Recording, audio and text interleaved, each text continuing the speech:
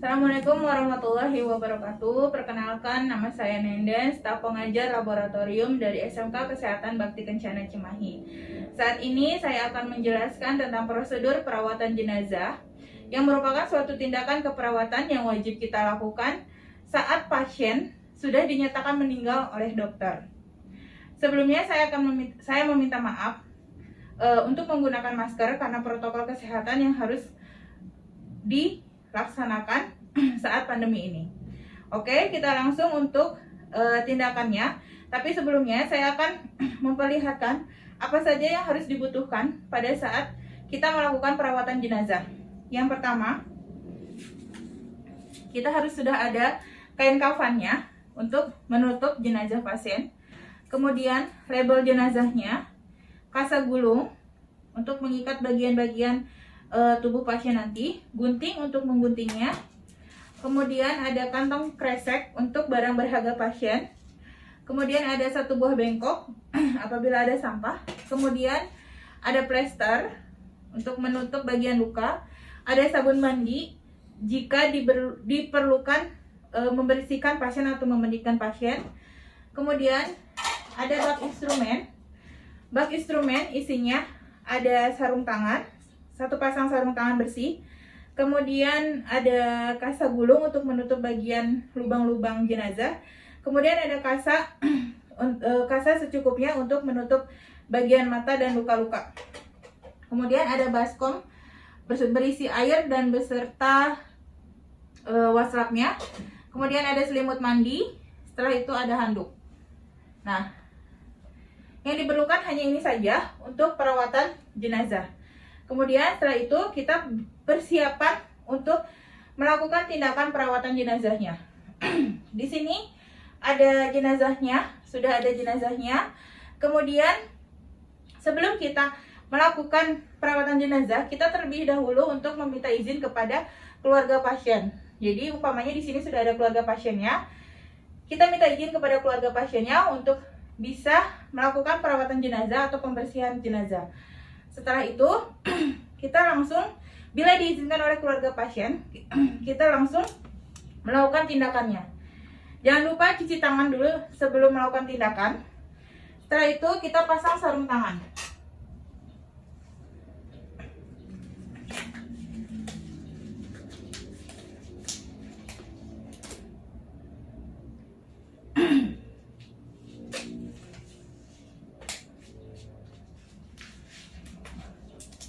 Setelah pasang sarung tangan, kita siapkan dulu beberapa potong dari kasa gulung.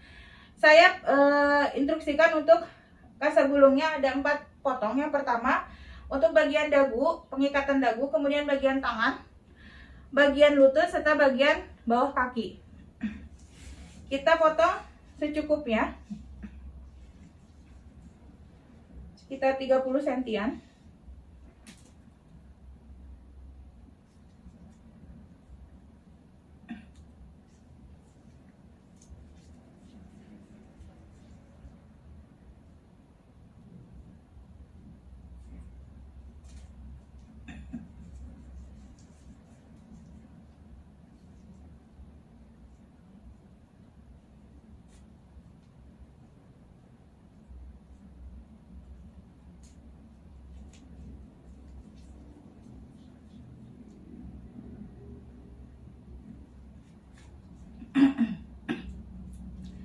Setelah tersedia, bagian pertama yang harus kita ikat adalah bagian dagu pasien.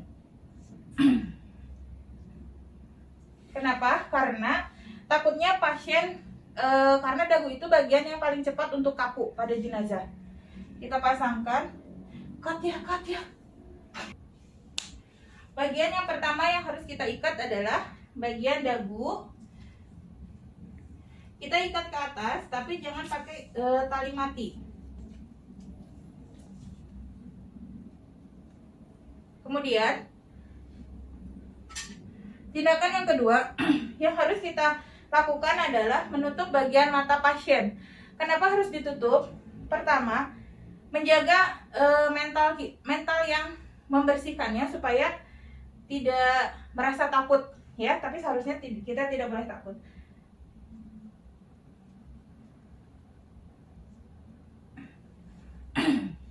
Karena takut lepas, jadi kita pasangkan plester atau microfor.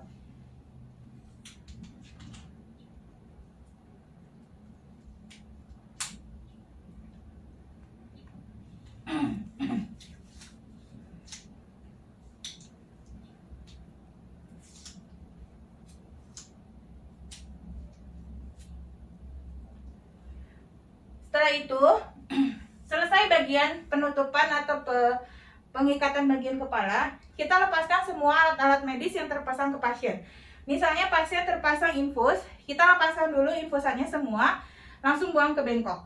Ya, jadi tidak boleh kita membiarkan pasien pulang ke rumah dalam keadaan alat medisnya masih terpasang. Jadi semuanya harus dilepaskan. Kemudian setelah itu, kalau misalnya alat medis sudah dilepaskan, kita lihat apakah kondisi pasien dalam keadaan kotor atau tidak. Kalau misalnya pasien dalam keadaan kotor, kita harus wajib membersihkannya. Misalnya dengan cara memandikan pasien. Ya, kita prosedur memandikannya sama seperti kita melakukan prosedur memandikan pasien yang masih hidup. Kita tutup pakai selimut mandi.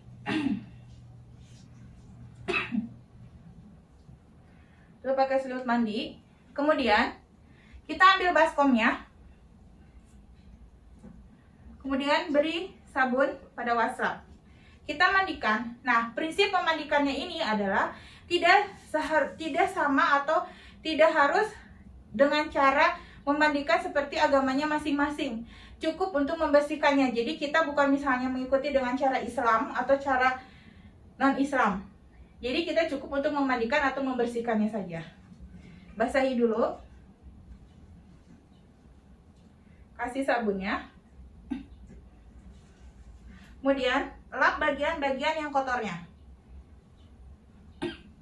Misalnya bagian ketiaknya, bagian tangannya, setelah bagian bawahnya, setelah bagian kelaminnya. Setelah selesai, kita berikan handuk.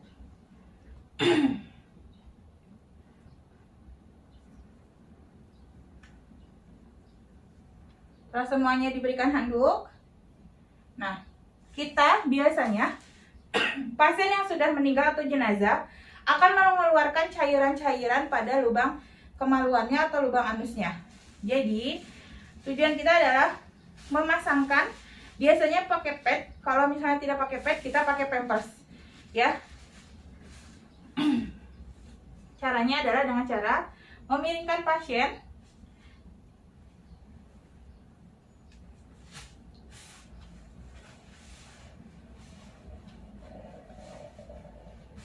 memasang pad di bagian bawahnya.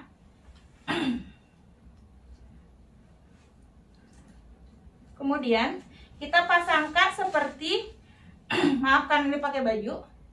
Memasangkan seperti memakai pampers.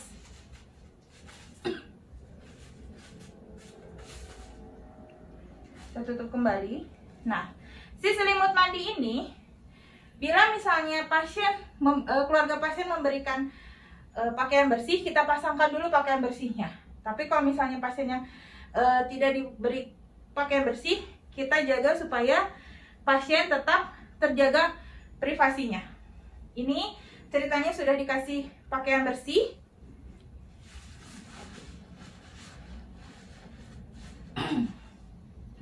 Kita buka selimut mandinya karena sudah terpasang pakaian bersih. Setelah itu, kita ikat bagian tangan. Ikat bagian tangan pasien. Ikatnya tidak boleh asal, harus kencang. Dan tidak boleh ikat mati.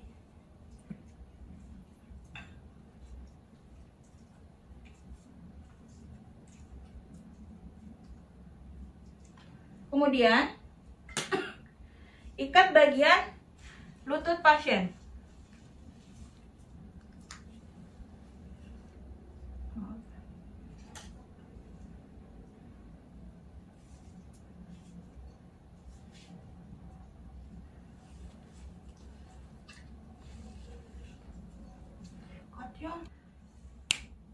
Kemudian kita ikat bagian lutut pasien. Tidak usah terlalu kencang atau terlalu longgar, cukup secukupnya saja. Kemudian bagian kaki pasien.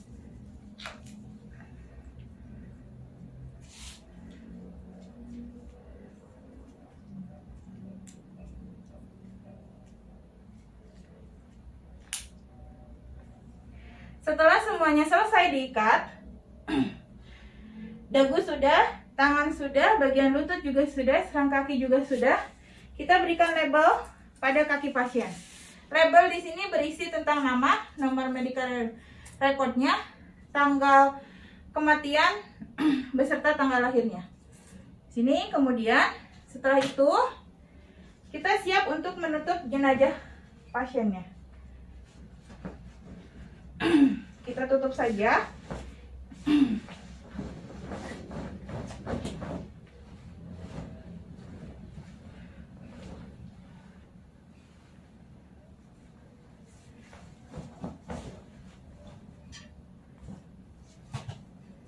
Tutup saja.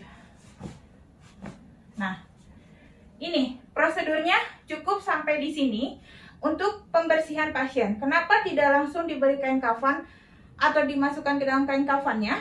Pertama, karena nanti pasien pasti akan dibersihkan di bagian ruang jenazahnya. Jadi cukup penutup pasiennya saja. Kemudian tadi, mohon maaf, ada yang lupa.